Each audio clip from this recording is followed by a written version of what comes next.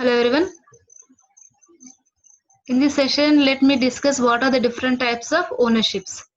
So first one is proprietorship. So proprietorship is nothing but here the business is going to look after by only one single person. So that business is going to handle by only single person.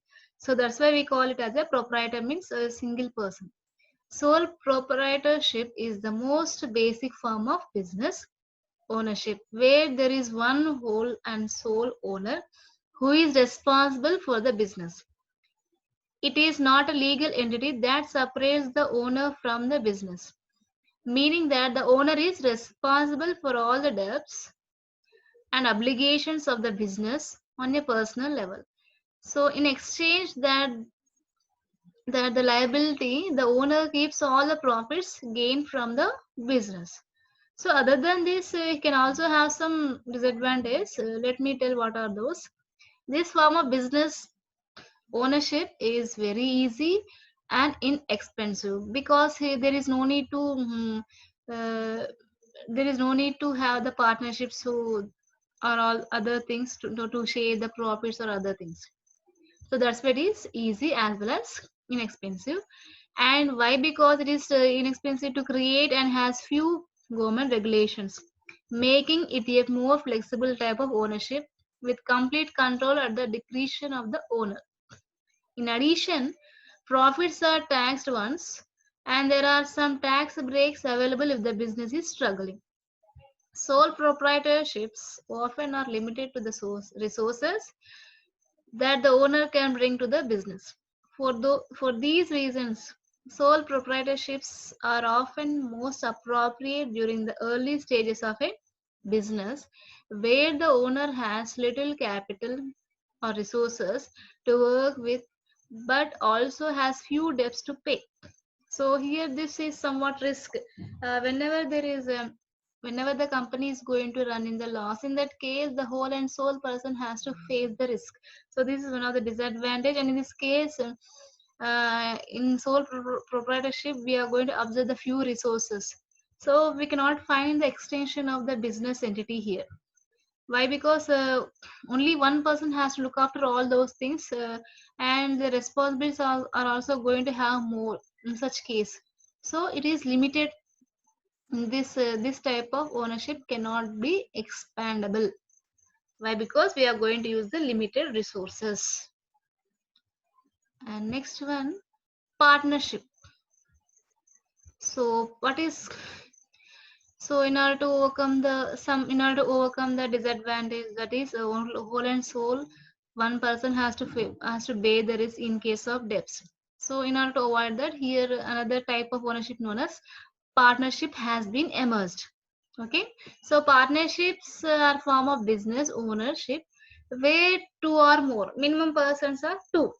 Okay, more than two also can participate in the business activities. Those people will act as the co-owners. Okay, these are the two forms of partnerships, which are general partnerships. There are two types of partnerships here. There are general partnerships and limited partnerships, differentiated primarily by the liability coverage by the owners. Okay, so here these two, assume these two other persons who are going to act as the owners of the business. So in this partnership we are going to have the many advantages. We can have the membership,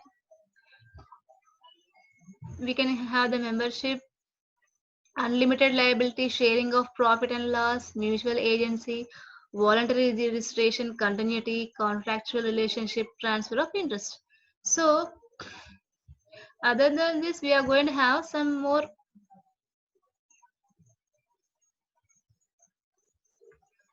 Just wait. In general partnership, all the owners of the business have an unlimited liability in the business, that is the same as the sole proprietorship. For limited partnership, at least one of the partners has a limited liability, meaning they are not personally responsible for the debts of business. Regardless of the type of partnership, they are relatively easy and cheap to create, have few government regulations and are only taxed once, like sole proprietorship. The added benefit of a partnership is the combination of knowledge as well as the resources that are brought to the table thanks to the additional owners. Profits do have to be shared between owners, and there is always the potential for conflicts to arise between partners over business decisions. The owner, this type of ownership is often useful in early ages of the business where multiple people are involved in the business activities. Due to sharing of profits and additional resources, this type of ownership is often expected to yield higher growth rates than the single proprietorship. Okay, so next one is joint stock company. So here, what is joint stock company? Joint stock company is a business entity in which the shares of the company's stocks can be bought and sold by shareholders. Each shareholder owns company stock in the proportion evidenced by their shares. Means here we have the shares in the form of certificates. Shareholders are able to transfer. Shareholders are able to transfer. Shareholders are able to transfer their shares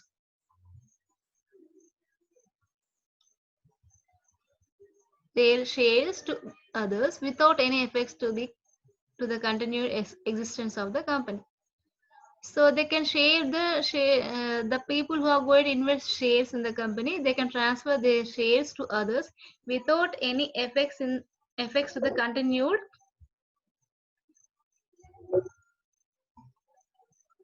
continued existence of the company. Okay, next one, cooperative society. It is a form of business where individuals belonging to the same class join their hands for the promotion of their common goals. But this organization is based on help each other through the available resources and also provided goods to society members without profit or at a cheaper price. Okay, this is nothing but a cooperative society. These cooperative societies are going to work for the society. The main idea of the society is to help the society and to meet the requirements of the people of the society at the cheaper price, and they won't expect the profit here. And next one, our ownership is government and public sector. So in the government and public sector, it includes transportation, electricity department, airways, and protection, security, regarding hospitals, and also some networking agencies which are going to serve for the society. So the government sector is a company or an organization in which at least 51% of the paid up share capital is held by the central government or the state government, or partly by both the central as well as state government. There are many government companies. Few of them are Steel Authority of India Limited, Bharat Heavy Electrical Limited, Coal India, etc. State Trading Corporation of India, etc. So here the government may be central or state. The state body or central body is going to look after all the business activities, and the profit or loss is going to be looked after by the government itself. So here this type of business sector is going to have many branches throughout the India. The main objective of this government sector is to achieve more equity in the distribution of wealth and income among the citizens of the country. The main means, so this type of, if the government is going to hand over that business entity, then it can able to give the it can able to share the it can able to it can able to share the country's wealth, and also able to provide the employment opportunities of the citizens of the country, and also to gain the momentum in the growth of the nation. So here In this way, it can able to increase the income countries income, national income, and this leads to the per capita income of the